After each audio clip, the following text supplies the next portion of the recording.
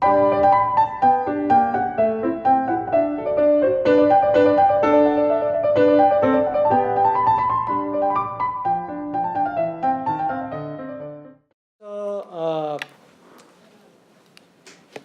중심으로 성경 공부를 쭉 해왔었는데요. 오늘 이 시간에는 잠시 우리 신약 말씀으로 가서 인물 중심이 아니라 하나님께서 주시는 교훈의 말씀을 아침에 함께 나누기 원합니다. 에베소서 우리 5장 14절부터 21절까지 있는 말씀입니다. 에베소서 5장 14절부터 21절까지에 있는 말씀을 가지고 이 아침에 성도님들과 함께 교훈을 나누기 원합니다. 말씀을 다 찾으셨으면 제가 하나님의 말씀을 받들어 읽겠습니다. 여러분 전면에 우리 모니터에도 말씀이 있습니다. 참고하시면 도움이 되시라고 믿고요. 제가 하나님의 말씀을 받들어 읽겠습니다. 그러므로 그분께서 이르시기를 너 잠자는 자여 깨어서 죽은 자들로부터 일어나라. 그리스도께서 내게 빛을 주시리라 하시느니라. 그런즉 너희는 주의하여 어리석은 자가 아니라 지혜로운 자로서 조심스럽게 걸어 시간을 되찾으라. 날들이 악하니라. 그러므로 너희는 지혜 없는 자가 되지 말고 오직 주의 뜻이 무엇인지 이해하라. 술 취하지 말라. 거기에는 과도함이 있나니 오직 성령으로 충만하라. 시와 찬송가와 영적 노래로 너희 자신에게 말하며 너희 마음속에서 주께 노래하고 선율을 만들며 모든 일로 인해 우리 주 예수 그리스도의 이름으로 항상 하나님 곧 아버지께 감사하고 하나님을 두려워하는 가운데 서로에게 복종하라. 오늘 본문의 말씀을 가지고 성도님들과 함께 잠자는 자여 깨어서 죽은 자들로부터 일어나라. 조금 깁니다만 이것이 성경이 정확하게 오늘을 살고 있는 그리스도인들에게 주는 말씀이라고 믿기 때문에 제가 이 제목을 선택했습니다. 잠자는 자여 깨어서 죽은 자들로부터 일어나라. 이 말씀을 위해서 잠시 기도하겠습니다. 하나님 감사합니다. 오늘 복된 주일을 저에게 허락하시고 다시 한번 저희들에게 하나님의 존재 안에서 사랑을 입은 구원을 얻은 그런 자들로서 하나님 앞에 예배할 수 있는 영광을 돌릴 수 있는 귀한 특권 주신 것을 이 시간 다시 한번 감사드립니다. 하나님 비록 우리가 세상에서 어떤 모양으로 살든지 우리가 그리스도인이며 하나님의 참 놀라운 사랑과 은혜를 받아 누리는 자라는 사실을 우리가 한시도 잊어서는 안 되리라고 믿습니다. 참 우리가 세상 것을 뒤쫓는 세상의 영역들을 뒤쫓는 그런 삶이 아니라 하나님께서 우리에게 약속하신 영원한 상급을 바라면서 이 세상이 무엇을 우리에게 제공하리라고 약속할지라도 그것들을 과감히 떨쳐버리고 우리가 깨어서 영적으로 자각해서 우리의 실체를 알며 하나님의 영광을 위해서 살아가는 삶을 사는 것이 마땅하다고 믿습니다. 그러나 이 세상은 계속해서 마치 자장가처럼 우리 귀에 이 세상이 얼마나 아름답고 편하며 많은 유익을 가져다 줄 수 있는지를 속삭이면서 우리가 그리스도인의 삶을 포기하고 하나님의 영광을 위해서 사는 것이 아니라 내 개인과 가정과 나의 유익과 편익을 위해서 살아가도록 그렇게 부추기는 세상을 살아가고 있습니다. 다시 한번 오늘 말씀에서와 같이 우리가 깨어서 자각하면서 하나님께서 부르신 삶을 살아갈 수 있도록 이 말씀을 복되게 하시기 원합니다. 말씀 전하는 소정을 하나님께서 취하시고 선대하셔서 이 살아계신 하나님의 말씀으로 성도들을 다시 한번 격려하고 때로 필요에 따라서 책망하는 이런 복된 한 시간이 될 수 있도록 선대하시기를 간절히 바라오며 예수님의 귀하신 이름으로 기도했습니다. 아멘. 아멘. 자리에 앉으십시오. 여러분 우리가 잘 아는 것처럼 우리 에베소서는 사도 바울이 기록했던 그런 옥중서신 중에 하나입니다. 사도 바울은 우리가 지금 지도에서 보여지는 것처럼 3번에 걸친 선교 여행을 통해서 많은 교회들을 이 아시아 지역과 우리 마케도니아 지역, 아가야 지역에 이렇게 설립을 했습니다. 우리가 보는 것처럼 우리 에베소 지역이 이 해안가에 위치해 있습니다. 에베소 교회가 사도 바울의 2차 선교여행을 통해서 설립이 되었고 참 쉽지 않은 일인데 사도 바울은 항상 자신의 선교여행을 하는 과정 속에서 자신이 앞서 세워 놓은 교회들에 대해서 관심을 가지고 무엇이든지 거기에 위험적인 요소가 발견이 되면 그 즉시로 서신을 기록해서 보내서 그 교회들을 격려하고 위로하고 말씀 위에 견고히 설 수 있도록 도와주었던 그런 모습들을 특별히 저희들이 사도행전 말씀을 읽다 보면 자주 발견하게 됩니다. 성도님들 기억하십시오. 저희들도 물론 저희들이 사도 바울과 같은 그런 시대를 살고 있지는 않습니다. 그러나 우리가 살고 있는 이 시대도 그 어느 때보다 더 서로 관심과 사랑이 필요한 때라고 믿습니다. 저도 이렇게 개별적으로 성도님들을 방문하거나 이렇게 찾아가서 1대1로 이렇게 얼굴을 마주대고 교제하는 그런 일에는 조금 제가 이렇게 자제하는 편입니다. 왜냐하면 우리 다들 바쁘시잖아요. 제가 학교를 찾아가거나 직장으로 찾아가거나 가정으로 찾아가거나 하면 여러 가지 여러분들이 가지고 있는 일상의 그런 리듬이 깨질 것 같아서 할 수 있으면 뭐 텍스트를 한다거나 편지를 보낸다거나 이런 쪽으로 제가 성도님들과 관계를 유지하고 있습니다. 혹여 성도님들이 예배를 참석하지 못하시면 제가 가지고 있는 그런 데이터에 의해서 여러분들에게 우리 정행제님도 그렇지만 우리 말씀 CD를 보내드린다거나 아니면 카톡으로 안부를 묻는다거나 이렇게 그런 식으로 제가 계속해서 관계를 유지하고 있습니다. 성도님들 우리 성도들 상호 간에도 특별히 우리가 믿는 사람들이라면 믿지 않는 가족들과의 그런 어떤 유대 관계를 적절히 잘 가지고 유지하는 것은 굉장히 중요하다고 믿습니다.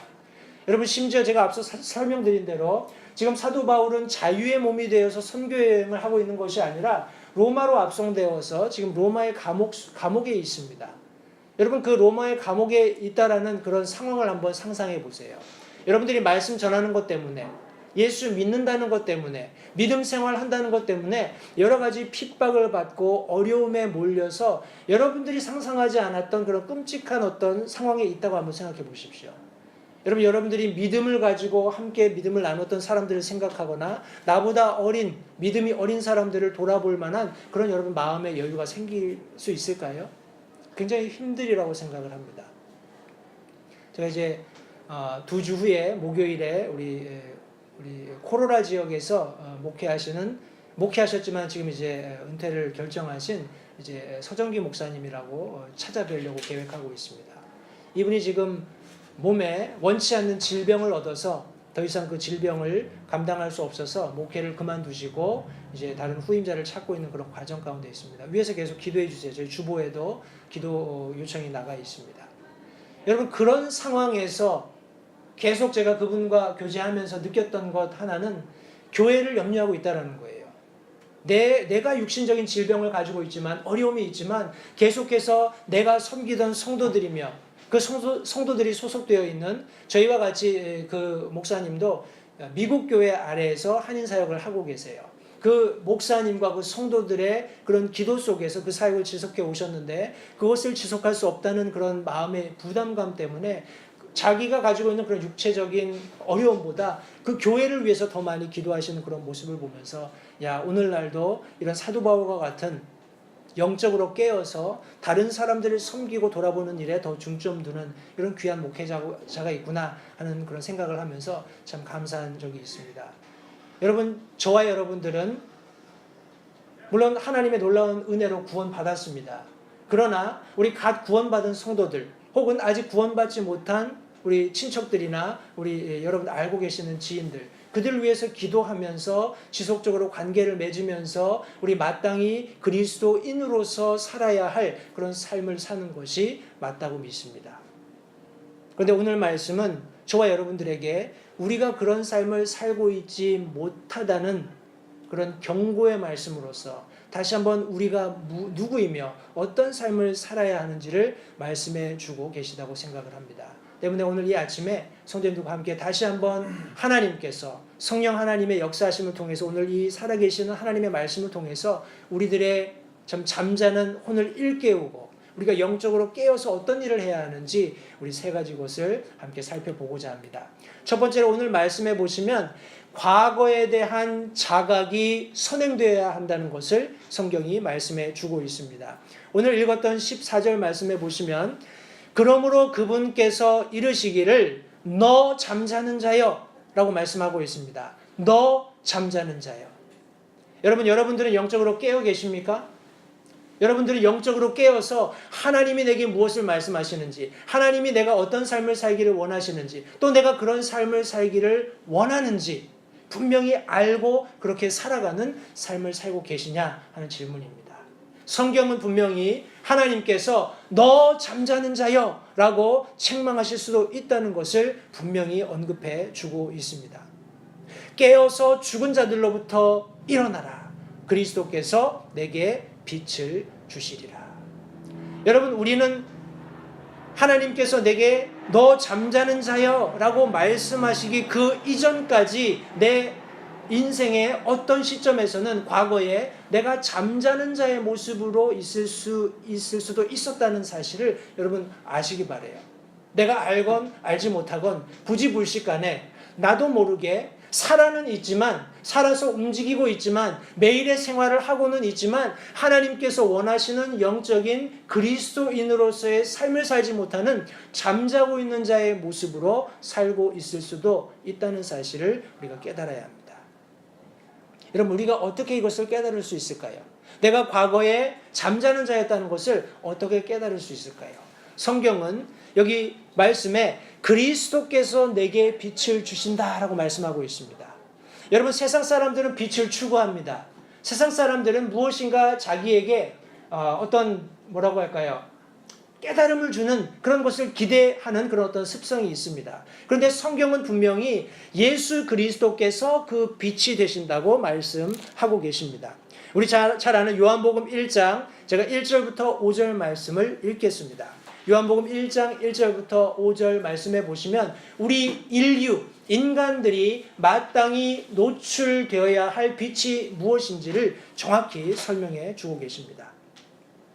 요한복음 1장 1절부터 5절 말씀에 처음에 말씀이 계셨고 말씀이 하나님과 함께 계셨으며 말씀이 하나님이셨더라. 그분께서 처음에 하나님과 함께 계셨고 모든 것이 그분에 의해 만들어졌으니 만들어진 것 중에 그분 없이 만들어진 것은 하나도 없었더라. 하면서 4절 5절 말씀에 그분 안에 생명이 있었으며 그 생명은 사람들의 빛이더라. 그 빛이 어둠 속에 비추되 어둠이 그것을 깨닫지 못하더라 라고 말씀하고 있습니다. 여러분, 예수 그리스도께서 창세 이전에 하나님의 목적에 의해서 창조하시는 그런 과정 속에 함께 하셨다는 것을 성경은 말씀하고 있습니다.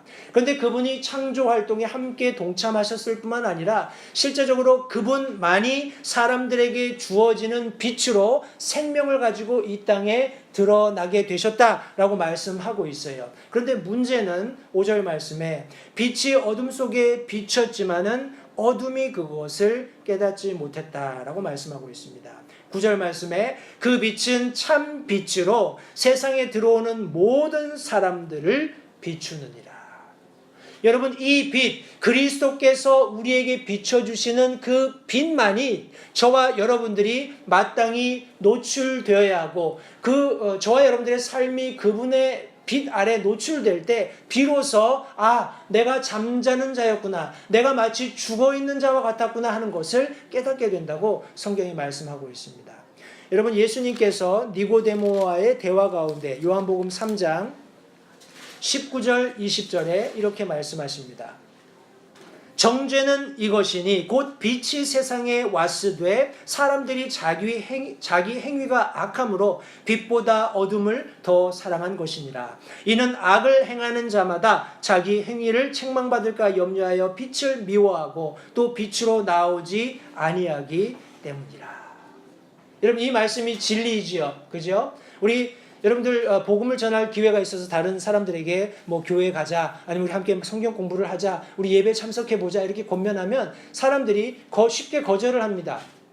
그런데 거절하는 방법도 굉장히 다양해요. 우리 가장 쉽게 우리 한인타운에서 우리가 복음을 전하다 보면 듣는 그런 익스큐즈가 저는 이미 교회 다닙니다, 이렇게 얘기를 하죠. 저는 교회에서 이미 직분도 가지고 있어요, 이렇게 이야기를 하십니다. 그런데 제 경험에 의하면 그런 교회 다닌다고 말씀하시는, 아니면 교회에 이미 직분이 있다고 말씀하시는 분들에게 그러면 죽으면 지금 당장 하나님께서 우리 형제님의 자매님의 목숨을 취해 가신다면 천국에 가실 확신이 있으십니까? 이렇게 질문을 하면 가야지요. 그렇게 돼야지요. 이렇게 얘기를 하세요. 어제도 제가 저희 집 주인께서 이 집이 이렇게 페인트 작업을 하고 계셨어요. 지금 이제 집이 그분 말에 의하면 100년 정도 됐답니다. 100년 정도 돼서 이제 페인트가 다 이렇게 낡아서 이제 떨어지고 있는데 지금 그거를 싹 벗겨내고 이제 실리콘으로 이제 틈들을 메꾸고 아마 다음 주 중에 페인트를 하실 모양이에요. 그분도 뭐 투덜투덜을 하시지만은 뭐 교회 다닌다 뭐지 이렇게 얘기를 하셔요. 그래서 어저께 저한테 물어보시더라고요. 교회 이사는 잘 갔냐? 그래서 새로 이사 잘 갔고 우리 사장님도 한번 오셔야죠 하고 제가 질문했더니 우리 교회 다니는 것도 제가 잘 못하는데 어떻게 다른 교회 갑니까? 그러세요. 그래서 대화 끝에 우리 사장님은 죽으면 천국 갈 수 있는 그런 확신을 가지고 지금 믿음 생활 하고 계십니까? 하고 질문을 했어요. 그랬더니 이제 영어 표현으로 하면은 I hope so. 그렇게 돼야지요. 그러려고 교회 다니는 거죠. 이렇게 얘기를 하시더라고요. 결국에는 이제 구원의 확신이 없으신 건데 이제 기회가 되면 또 그분과도 복음을 나눌 수 있는 기회가 있으리라고 믿습니다. 여러분, 우리가 올바른 참된 진리가 되시는 예수 그리스도 앞에 비록 나의 수치스러운 죄와 그런 어떤 인간적인 더러움을 가지고 있지만은 그것을 주님 앞에 온전히 드러내 보이지 않는 한 우리는 구원받을 길이 없다라는 말씀입니다. 우리는 영원히 잠잘 수밖에 없다라는 거예요. 여러분, 우리는 하나님의 그런 관점에서 죽어 있는 것이나 진배 없습니다. 여러분, 우리 고린도전서 말씀을 보면 우리 잠자는 자들에 관하여 사도 바울이 이렇게 언급한 내용이 있습니다. 잠잔다는 것은 단순히 우리가 수면을 취한다라는 그런 개념보다는 하나님의 관점에서 영적으로 죽어 있다라는 그런 개념으로 이해하는 것이 어떤 그런 문맥에서는 옳게 번역되는 그런 문맥이라고 생각을 합니다. 여기서도 다르지 않습니다. 너 잠자는 자여. 그리스도인이라면서 어떻게 우리가 육신적인 그런 정욕에 빠져서 그런 어떤 인간적인 그런 삶을 추구하면서 하나님 아닌 다른 것들을 추구하면서 살 수 있겠느냐라는 말씀이에요. 사도 바울은 비록 로마의 감옥에 갇혀 있었지만은 그의 온 마음이 특별히 이 에베소 교회를 향하여서 물론 다른 교회에서처럼 어떤 이슈가 있어서 그 문제를 해결하도록 지도하는 그런 측면은 아니었지만 우리 이 에베소 교회 안에서 계속해서 사도 바울이 강조하고 있는 것은 in Christ, 예수 안에서 우리가 바른 그리스도와의 그런 어떤 관계를 가지고 그리스도인의 삶을 살 수 있다는 것을 이렇게 강조하는 그런 측면에서 여러분, 우리가 예수 그리스도라는 빛에 우리 자신을 노출하지 않으면 우리는 비록 구원받았다 할지라도 계속해서 인간적인 하나님의 관점에 죽어있는 것 같은 그런 삶을 살 수밖에 없다는 사실을 다시 한번 우리 깨닫게 되시기를 바랍니다. 여기 20절 말씀에서 요한복음 3장 20절 말씀에서 예수님께서 친히 말씀하셨던 것처럼 악을 행하는 자마다 자기 행위를 책망받을까 염려하여. 여러분, 잘못하는 사람들은 더 교회 가기를 꺼려하죠. 잘못하는 사람들은 더 하나님 말씀을 펴서 그들에게 하나님 말씀 나누는 것을 꺼려합니다. 왜냐하면 어찌되었건 간에 예수 믿는다는 사람들, 또 성경이 말씀하는 것들이 자기의 죄를 지적하고 책망하기 때문에 그렇습니다.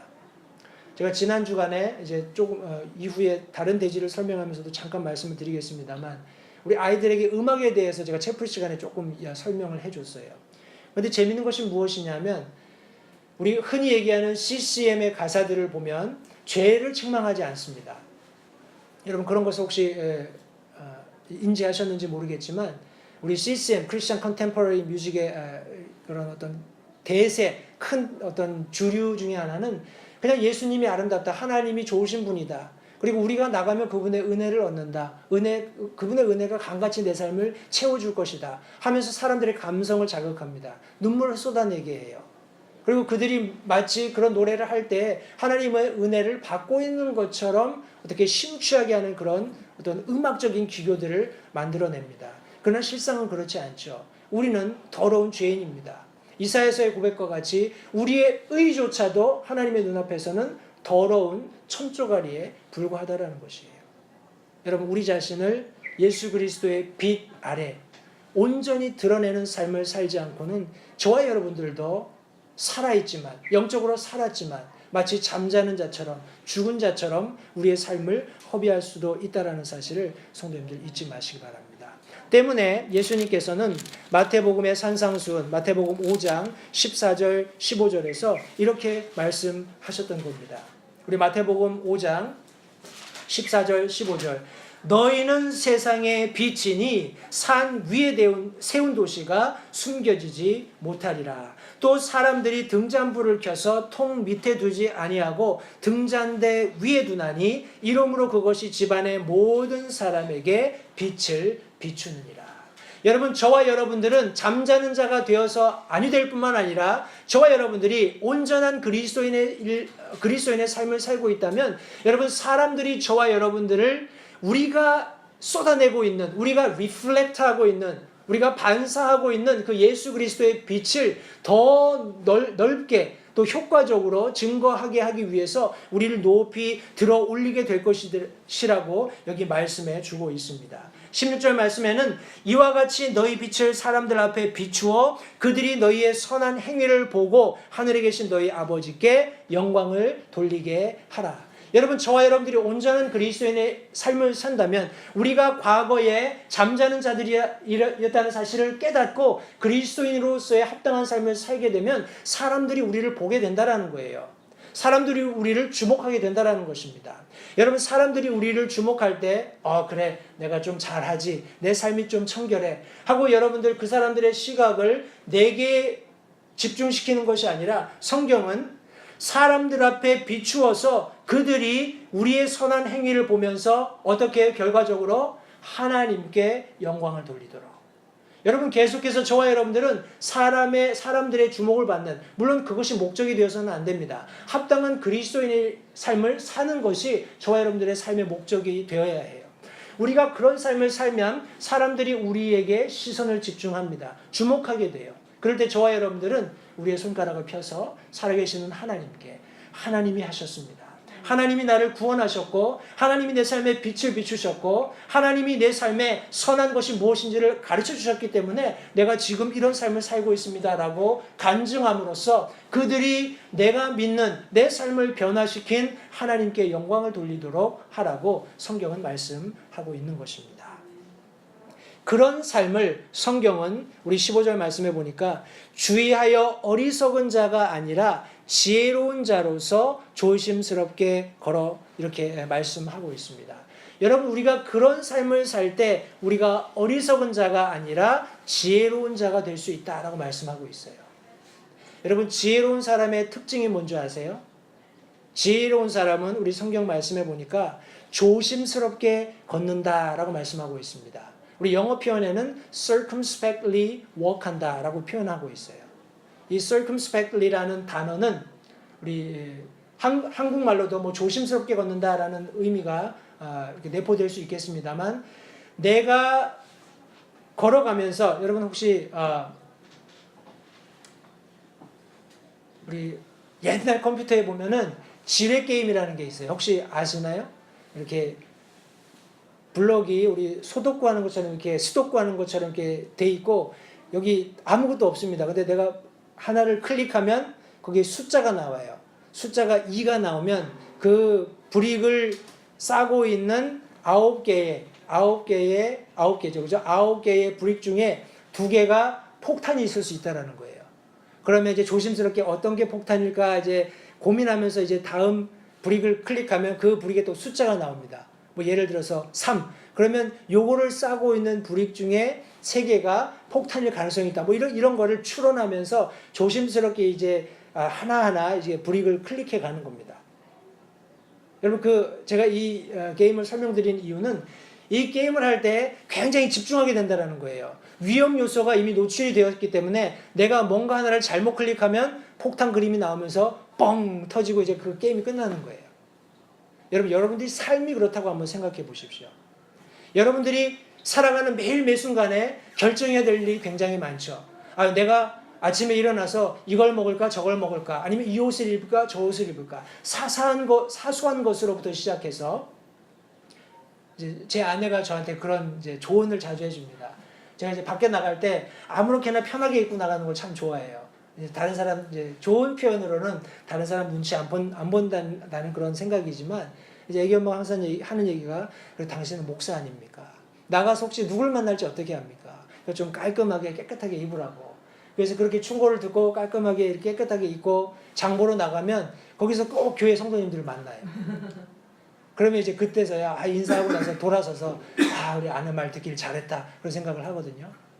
여러분 그것이 아무것도 아닌 것 같지만 여러분들이 매일 매 순간의 삶에서 무엇인가 결정해야 할 때 여러분 그것이 굉장히 큰 여러분들에게 어떤 리스크를 가져올 수 있다는 것을 한번 생각해 보십시오. 그렇다면 굉장히 조심해서 걸어야 되겠죠. 내가 이 상황에서 어떤 말을 해야 하나, 어떤 행동을 해야 하나, 어떤 결정을 해야 하나. 여러분 성경은 우리가 지혜로운 자로서 조심스럽게 걸어야 한다라고 말씀하고 있어요. 여러분 과거에 우리 그렇지 못했을 수 있습니다. 구원은 받았지만은 내가 살아가는 삶의 방식이 과거와 전혀 다르지 않은 하나님의 관점에서 잠자는 자와 같은 하나님께서 불러서 깨워야 하는 그런 영적인 상황에 있었을 수도 있다는 것이에요. 여러분 그것은 죄는 아닙니다. 그러나 성경 말씀에 의하면 그것을 빨리 벗어나고 자각해야 하는 중요한 우리 삶의 어떤 문제라는 사실을 여러분들 기억하시기 바라요. 하나님께서는 너 잠자는 자여 라고 지금 부르고 계십니다. 여러분 우리가 그와 같은 상황이었다면 지금 깨어서 일어나야 합니다. 깨어서 자각하면서 우리의 삶을 우리가 그렇게 못했더라도 이제부터는 신중하게 조심스럽게 어떤 위험 요소가 있을지 모른다는 사탄이 어떤 흉흉한 그런 계획을 꾸며놓고 있을지 모른다는 그런 영적인 자각을 가지고 조심스럽게 걷지 않으면 우리 삶은 언제든지 메스업될 수 있다는 사실을 성도님들 기억하시기 바라요. 우리 여기 16절 말씀 계속해서 시간을 되찾으라 날들이 악하니라 라고 말씀하고 있습니다. 다른 서신의 사도 바울은 지금은 우리가 잠자다가도 깰 때다 라고 말씀하고 있습니다. 여러분 세상이 너무 편해졌습니다. 우리가 원하기만 하면 얼마든지 세상에서 편안한 삶을 살 수 있어요. 사람들이 그것 때문에 돈을 뒤쫓고 있는지도 모릅니다. 돈이 있으면 뭐든지 할 수 있으니까. 근데 성경은 그리스도인의 삶이 본질이 그렇지 않다고 말씀하고 있죠. 제대로 믿는, 참되게 믿는 그리스도인의 삶에는 고난이 있을 수밖에 없다는 것을 성경은 말씀하고 있어요. 우리를 단련해서 예수 그리스도 앞에서 흠이 없는 정결한 신부로서 우리를 드러내기 위해서 세상 것들에 현혹되지 않는, 세상 것들에 더럽혀지지 않은 순결한 신부로서 예수 그리스도 앞에 우리를 온전히 드러내게 하기 위해서 우리의 삶에 시련과 같은 고난들이 있다라고 우리 사도 베드로도 언급했습니다. 여러분 저와 여러분들이 어리석은 자가 아니라 지혜로운 자들로서 매일 매순간의 삶에 우리가 잠자는 자가 아니라 깨어있는 자들로서 영적으로 각성하면서 우리의 삶을 조심스럽게 주의 깊게 살아야 합니다. 날들이 악합니다. 굉장히 시간이 빨리 지나갑니다. 여러분 되돌아보세요. 여러분들 처녀총각제가 엊그제 같은데 이제 머리가 희끗희끗해지고 이제 인생의 노년을 준비해야 되는 그런 분들도 계시다고 믿습니다. 여러분 인생은 천년만년 젊게 그렇게 지낼 수 있는 것이 아닙니다. 그런데 사람들은 마치 그렇게 살 수 있을 것처럼 살아갑니다. 그렇지 않다라는 것을 인식하면서 더 이상 잠자는 자가 아니라 깨어 각성하는 그리스도인이 되어야 할 줄 믿습니다. 계속해서 오늘 말씀은 잠자는 자여 깨어서 죽은 자들로부터 일어나라 라고 말씀하고 있습니다. 여러분 우리가 그런 현실을 깨달았다면 우리가 해야 할 일은 그 현실을 벗어나는 것입니다. 아멘. 여러분 우리가 그와 같은 잠자는 하나님의 관점에서 죽어있는 자들처럼 그런 그리스도인의 삶을 살고 있다면 여러분 우리는 그곳으로부터 탈피하는 것이 맞습니다. 여러분 교회가 무엇입니까? 에클레시아, 하나님께로부터 불리움을 받아서 밖에 따로 모여있는 그런 존재들이라고 우리 그리스 원문은 말하고 있습니다. Called out assembly라는 그런 의미를 가지고 있어요. 에클레시아.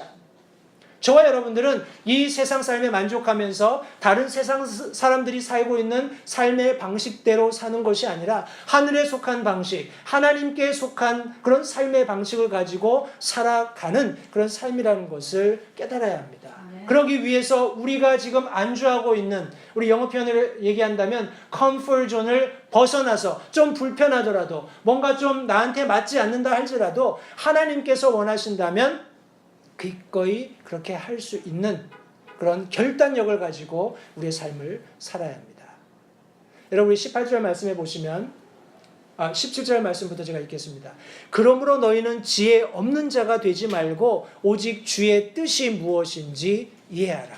술 취하지 말라. 거기에는 과도함이 있나니 오직 성령으로 충만하라.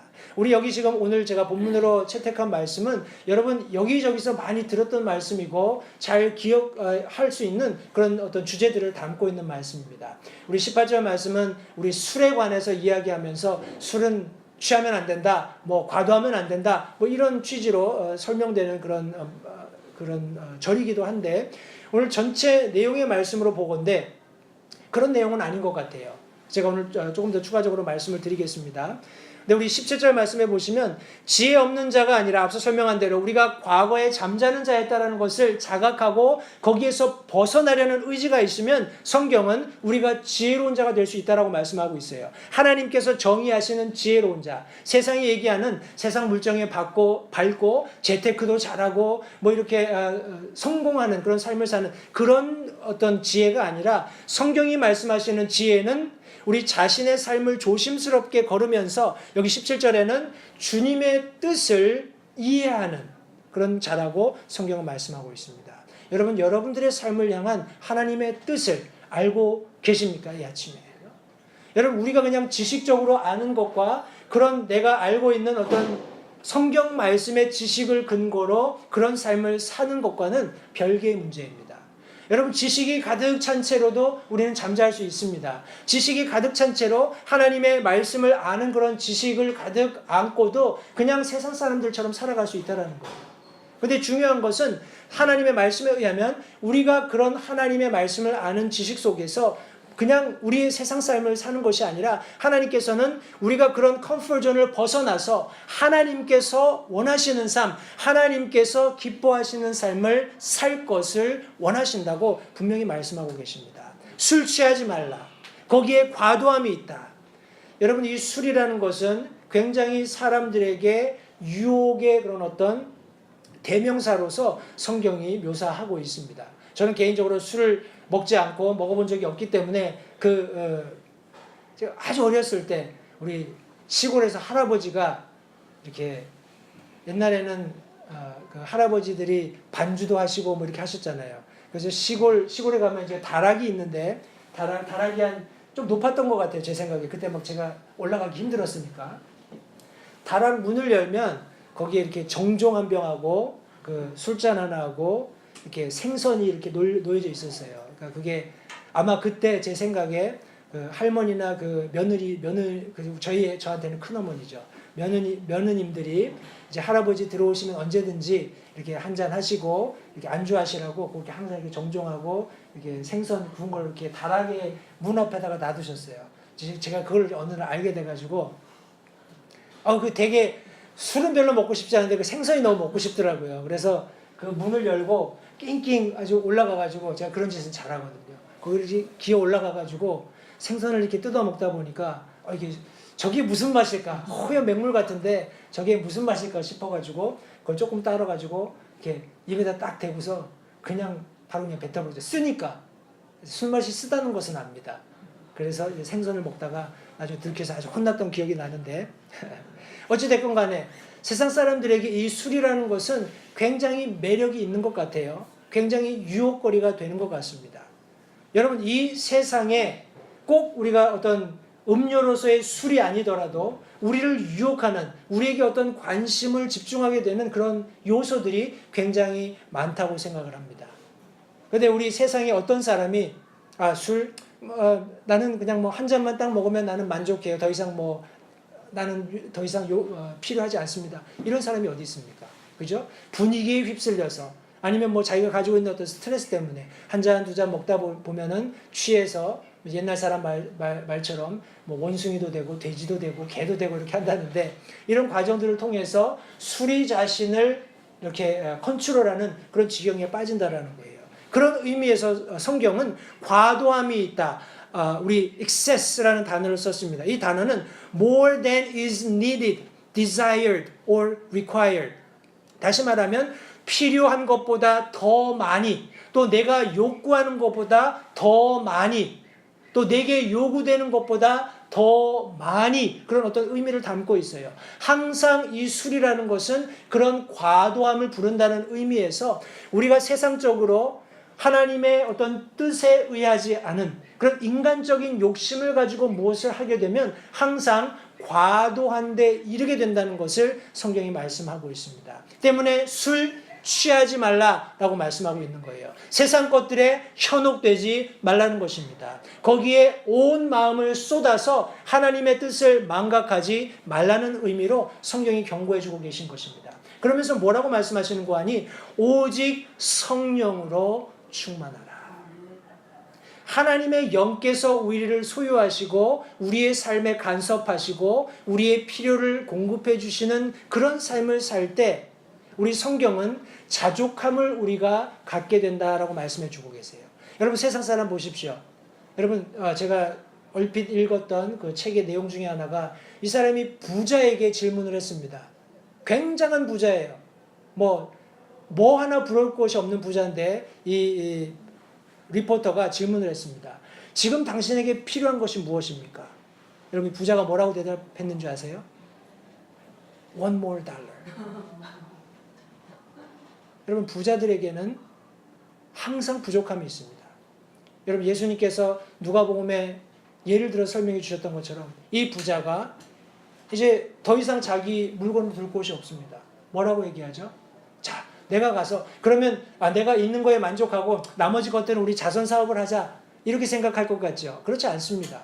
자, 이제 가서 창고를 헐어서 더 크게 짓고 거기에 내 물건들을 쌓아놓고 내 혼에게 이르기를 먹고 마시자. 내 날들이 너무 태평성대다. 예수님께서 그런 사람들을 향해서 뭐라고 얘기하시나요? 이 어리석은 사람아. 오늘 밤에 내가 네 혼을 취해가면 이 모든 것이 누구의 것이 되겠느냐.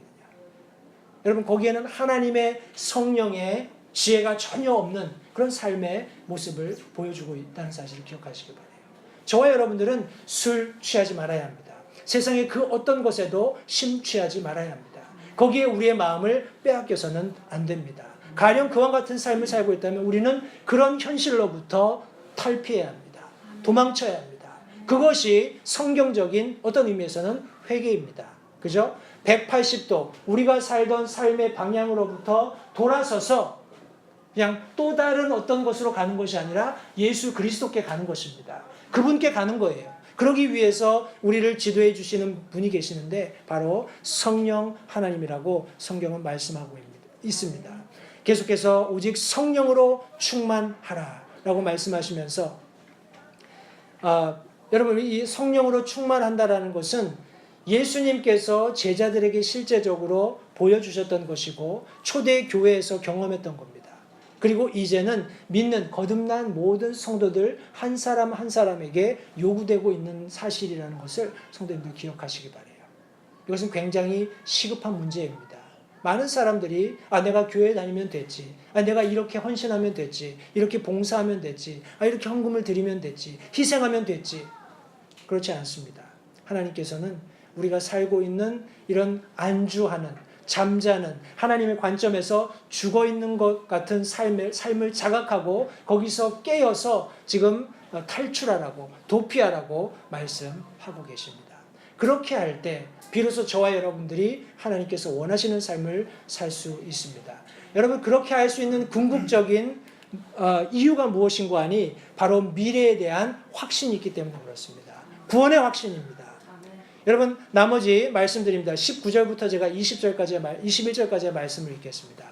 시와 찬송가와 영적 노래로 너희 자신에게 말하며 너희 마음속에서 주께 노래하고 선율을 만들며 모든 일로 인해 우리 주 예수 그리스도의 이름으로 항상 하나님 곧 아버지께 감사하고 하나님을 두려워하는 가운데 서로에게 복종하라.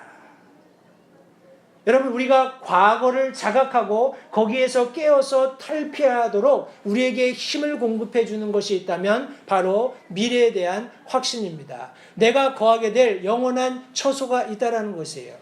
예수님께서도 내가 가서 너희를 위해 처소를 예비하고 처소가 예비되면 와서 너희가 나 있는 곳에도 있게 하겠다라고 약속하셨어요. 하나님께서는 거짓말하시지 않죠. 하나님께서 일손이 느려서 더디 오시는 것이 아닙니다.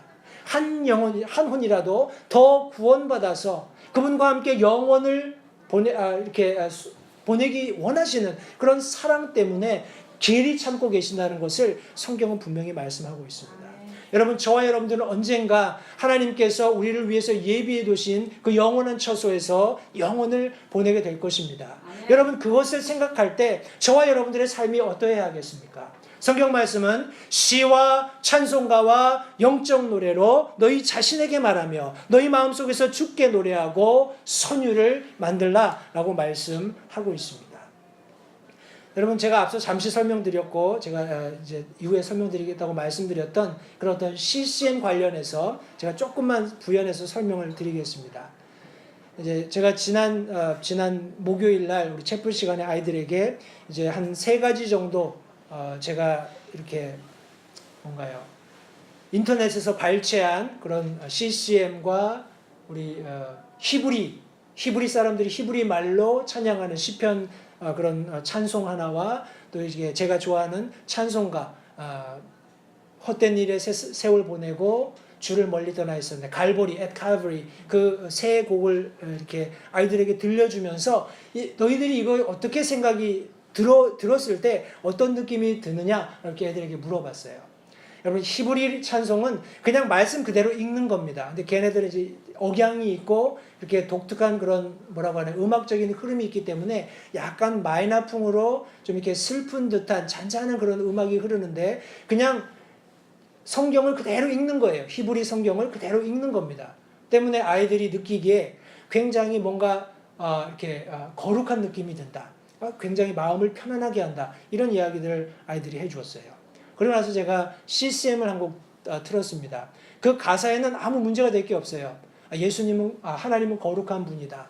내가 전에 죄가 많았는데 하나님께서 나는 죄가 많은 사람이었고 예수님은 은혜가 풍성하신 분이다. 뭐 이런 내용들이었습니다.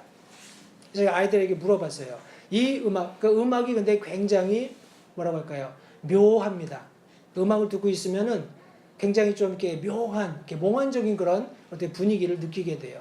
아이들에게 물어봤더니, 일단은 가사를 잘 못 듣겠대요. 제가 가사를 프린트해 줬기 때문에 그 아이들이 가사를 정확히 아는데, 가사가 정확히 전달이 안 돼요. 노래하는 그 창법이 그렇습니다. 이 사람들 노래하는 창법이. 그리고 굉장히 좀 뭔가 이렇게 묘한 느낌이 든다. 뭐 이런 이야기들을 애들이 했습니다. 근데 제가 이제 그 아이들에게 질문했던 것이 하나가, 지금 이 가사, CCM 이 가수가 부르는 이 노래를 만약에 사탄이 부른다면 뭐가 문제가 있겠느냐라고 질문을 했어요. 한 번도 그렇게 생각을 안 해봤겠죠, 애들은. 거기 뭐 God 나오고 뭐 Love 나오고 뭐 이러니까.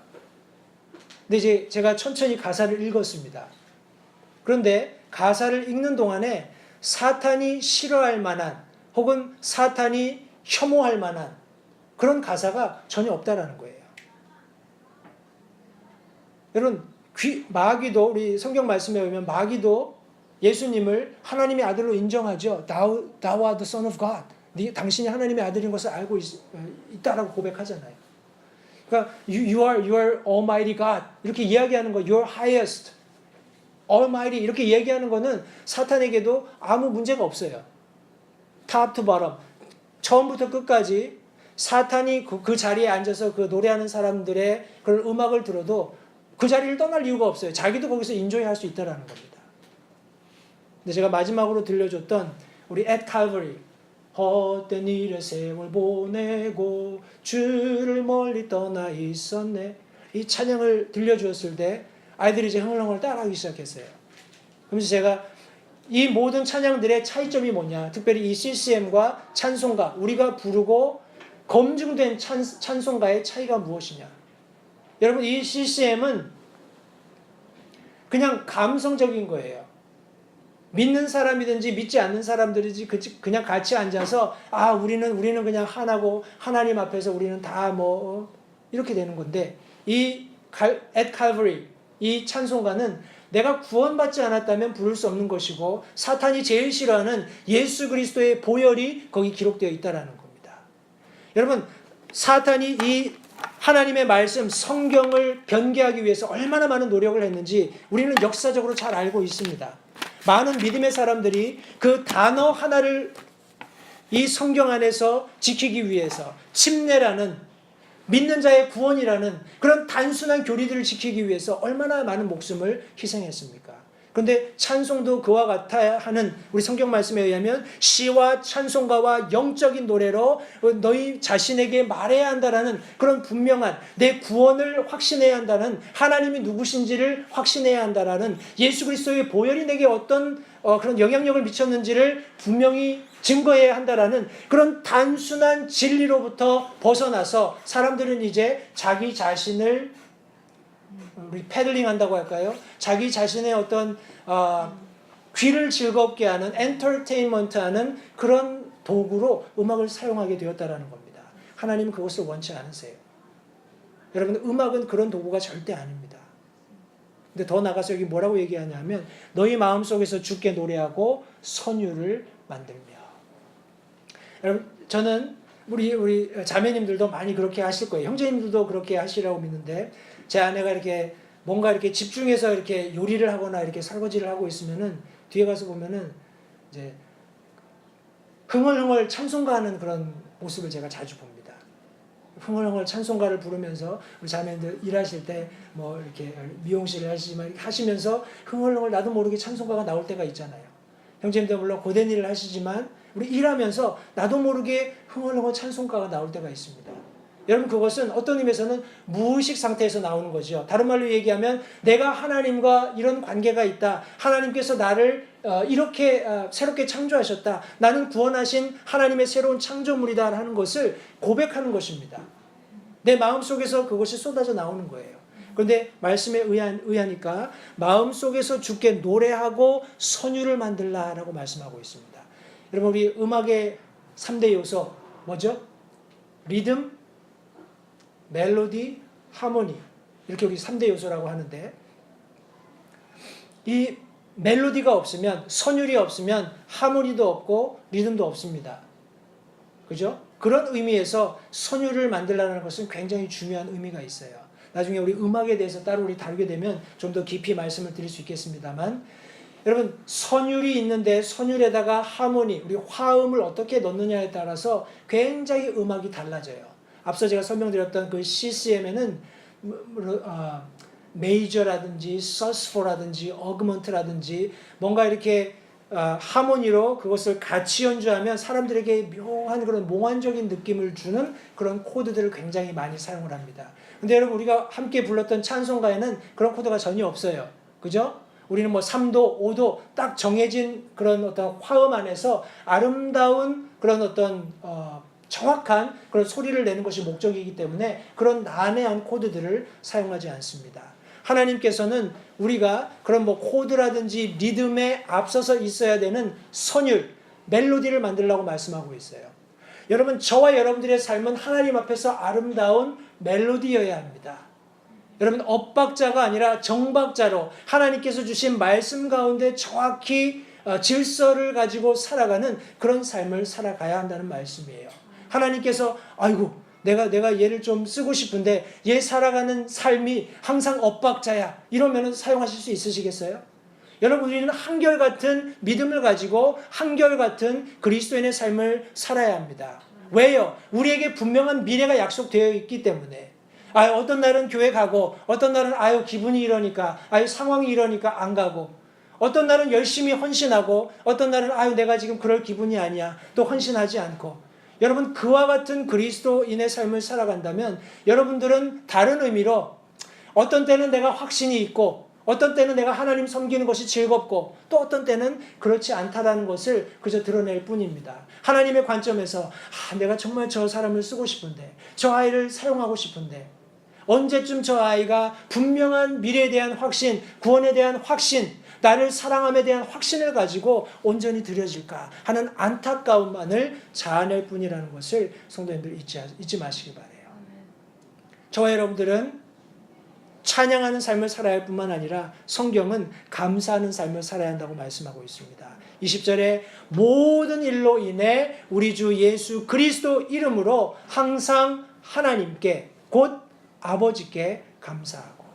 여러분, 감사라는 것은 우리가 하나님과 분명한 관계가 있다는 것을, 그분과 내가 어떤 관계라는 것을 이해하는 데서 온다는 사실을 잊지 마시기 바라요. 우리가 너무나 잘 알고 또 자주 사용하는 우리 요한복음 1장 12절 말씀, 그분을 받아들인 자들, 곧 그분의 이름을 믿는 자들에게는 다 하나님의 아들들이 되는 권능을 그분께서 주셨다라고 말씀하고 있습니다. 저와 여러분들이 구원받았다면 저와 여러분들은 하나님의 자녀인 것이에요. 하나님을 아버지, 아빠 하고 부를 수 있는 그분의 자녀들이라고 성경은 말씀하고 있는 것입니다. 때문에 우리가 삶에서 당하는 어떤 상황 속에서도 하나님께 감사할 수 있다는 것입니다. 성경은 예수 그리스도를 통해 항상 하나님께 아버지께 감사하라라고 말씀하고 있습니다. 여러분, 감사하는 삶을 살고 계시나요? 여러분들이 가지고 있는 것, 여러분들이 지금 처해 있는 상황, 이 모든 것들이 인간적으로는 힘들고 어렵다 할지라도 여러분, 하나님이 내 아버지가 되신 것 때문에 예수 그리스도를 믿는 믿음을 통해서 내가 그분께 나가서 내 죄를 회개하고 용서를 구하고 그 용서함을 갈보리 언덕에서 예수 그리스도의 피로 말미암아서 받아 누린 하나님의 자녀라는 그런 분명한 확신이 있다면 성도님들 감사하시기 바랍니다. 상황이나 형편이나 처지와 상관없이 그분이 내 아버지가 되시기 때문에, 예수 그리스도께서 내 중재자가 되시기 때문에 우리가 하나님 앞에 감사하는 삶을 살아야 하는 것입니다.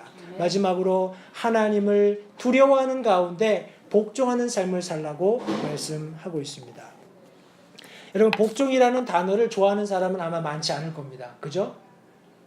우리 특별히 그냥 수박 곧 할 듯이 이렇게 교회 잠깐 나오고 말씀 몇 줄 보고 한 그런 남편들이 자주 하는 얘기가, 에베소서 말씀 봐라, 아내들아 남편에게 복종하라 이런 이야기들을 자주 하죠.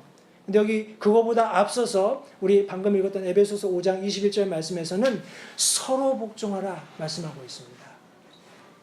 여러분, 복종이라는 것은 앞서 설명드렸던 하나님과의 또 다른 그런 어떤 관계를 정확히 이해하면 어렵지 않은 그런 삶의 방식입니다. 여러분, 하나님께서는 우리의 아버지가 되시죠. 그죠? 하나님을 우리의 아버지로 모시기 위해서 우리가 구원받는 시점에 예수 그리스도를 모셔드릴 때 예수님 내 마음속에 오셔서 내 주와 그리스도가 되어주십시오 라고 기도함으로써 예수님을 영접하고 구원받아 하나님의 자녀가 되었습니다. 여러분, 예수님을 내가 주님이라고 부른다는 것은 내가 어떤 위치에 놓이는 겁니까? 그분이 나의 주라면 나는 그분의 종인 거지요. 사도 바울은 노예라고 자기 자신을 표현했습니다. 복음의 메인자, 노예된 자 이렇게 자신을 표현했죠. 저와 여러분들은 하나님의 관점에서 물론 그분의 친자녀이기도 하지만 예수 그리스도를 통해서 보혈로 피값 주고 사신 그분의 종이며 그분의 노예가 될 수도 있다는 사실을 우리가 겸해서 이해해야 할 필요가 있습니다. 성도들 상호간에 나는 하나님의 자녀야, 너보다 내가 더 오래 믿었고 더 열심히 잘 섬기고 하니까 네가 나를 섬겨야지, 나는 섬김을 받아야지. 예수님조차도 나는 섬김을 받으려 온 것이 아니라 도리어 섬기고 많은 사람들을 위해서 내 생명을 대속물로 주기 위해 왔다라고 분명히 말씀하셨습니다. 예수님이 그와 같은 입장을 취하셨다면 저와 여러분들은 어때야 하겠습니까? 여러분, 우리는 더 낮아져야지요. 더 겸손하게 서로를 섬겨주는, 서로의 권위에 복종하는 그런 자세를 취해야 한다고 믿습니다. 이 모든 것은 성경 말씀에 의하면 하나님을 두려워하는 가운데. 제가 개역 성경 표현 중에 좋아하는 표현이 하나 있는데 그것이 바로 경외라는 표현입니다. 우리 경외라는 표현이 우리 흠정역 번역될 때 두려움, 두려워하다 이런 표현으로 번역이 되었는데 이 경외한다라는 의미는 존경한다라는 예배한다라는 표현과 두려워한다라는 표현이 이렇게 복합되어 있는 표현입니다. 경외한다라는 표현이 하나님을 향해서 내가 경외한다라는 것은 내가 그분을 하나님으로서 존중하고 예배하고 또 동시에 그분을 두려워한다라는 그런 의미를 가지고 있는 거예요. 여러분 그런 가운데 하나님을 경외하는 가운데 우리가 피차 복종해야 한다는 것을 성경이 말씀하고 있습니다. 저 사람이 나보다 잘나서 혹은 저 사람이 나보다 어떤 세상적으로 어떤 지위가 있거나 명성이 있어서가 아니라 하나님께서 누구신지를 내가 이해하기 때문에 하나님께서 누구신지를 내가 정확히 알기 때문에 그분의 눈앞에 내가 있다라는 것, 하나님의 자녀이기도 하지만 그분께서 나를 핏값 주고 사신 나는 그분의 소유라는 종이라는 것을 정확히 알기 때문에 내가 더 낮아져서 다른 사람들의 권위를 존중해주고 복종하면서 섬기게 된다는 것을 성경은 말씀해주고 있는 것입니다. 사랑하는 성도님들, 오늘 본문의 말씀 속에서 성경은 분명히 우리를 향해서 잠자는 자여 깨어서 죽은 자들로부터 일어나라 라고 말씀하고 있습니다. 여러분 그러기 위해서 먼저는 우리가 과거에 대한 자각을 해야 합니다. 내가 어느 시점에 내가 그런 적이 있었지. 여러분 자각을 할 때 우리가 거기서부터 도피할 수 있는 것입니다. 현실로부터 도피할 수 있는 거예요. 탈피할 수 있는 겁니다. 그렇게 할 수 있는 근거는 바로 저와 여러분들이 가지고 있는 하나님께서 약속하신 미래에 대한 확신 때문에 그렇습니다.